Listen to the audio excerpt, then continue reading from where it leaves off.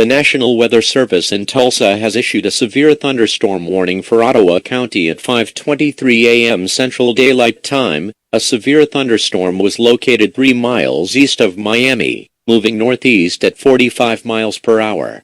Hazard, 60 miles per hour wind gusts and quarter-sized hail. Source, radar indicated. Impact, hail damage to vehicles is expected. Expect wind damage to roofs, sliding, entries.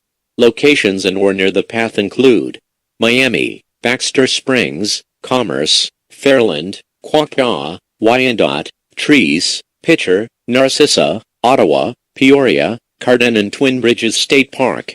This includes Interstate 44 between mile markers 300 and 324. Hail, 1.00 in wind, 60 miles per hour.